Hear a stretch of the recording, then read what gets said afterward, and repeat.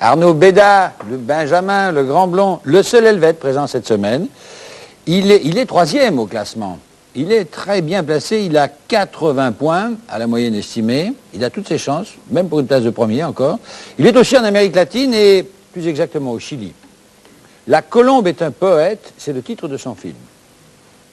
10 jours à Santiago du Chili pour apprendre qu'on a encore ici l'espoir. Alors, en ce début d'année 1984, je crois que mes vœux, c'est qu'un jour le Chili retrouve enfin la liberté.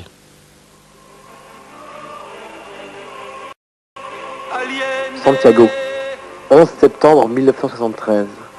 Du palais présidentiel de la Moneda, encerclé par les blindés, le président Salvador Allende s'adresse pour la dernière fois au peuple chilien par les ondes. Travailleurs de ma patrie, conservez la foi dans le Chili et dans son destin. Un jour qui n'est pas si lointain verra s'ouvrir à nouveau les grandes avenues par où passe l'homme libre pour construire une société meilleure. Un peu plus de 10 ans après, la prophétie du président socialiste serait-elle enfin sur le point de se réaliser? Le peuple chilien crie aujourd'hui sa révolte. Il descend désormais dans la rue pour scander le mot liberté, pour réclamer un retour à la démocratie.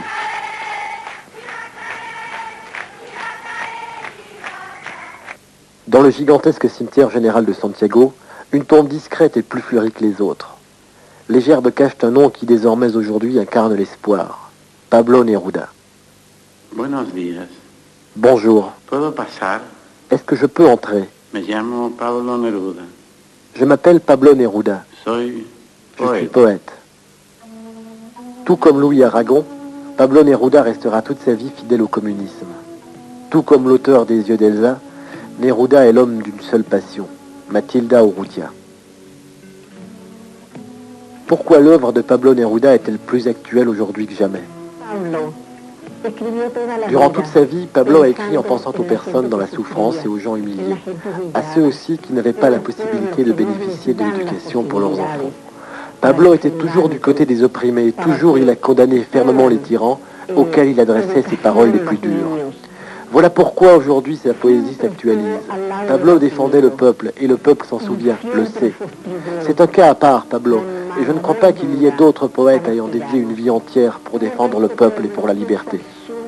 Aujourd'hui, sa poésie est récupérée par la résistance actuelle contre le régime, et j'en suis très heureuse.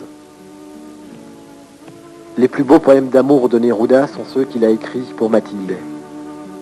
Je t'ai aimé sans savoir pourquoi ni d'où, je t'ai aimé sans regarder et sans mesure.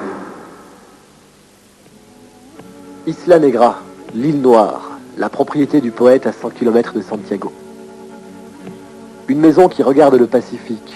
C'est ici que Neruda a vécu la plus grande partie de sa vie, ici qu'il a écrit la plupart de ses œuvres.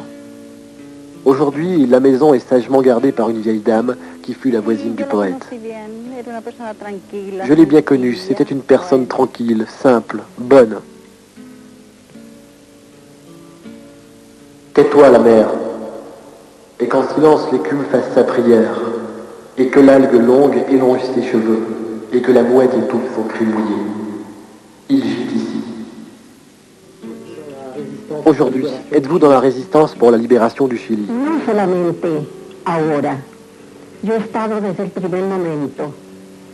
Non seulement maintenant, mais dès le commencement. J'ai toujours été avec les familles des fusillés, des relégués. Je me sens solidaire de ces personnes et je ne pourrais faire autre chose. Deux vers donnent plus de profondeur à sa méditation. Il n'y a ni jour ni lumière, il n'y a rien que le silence.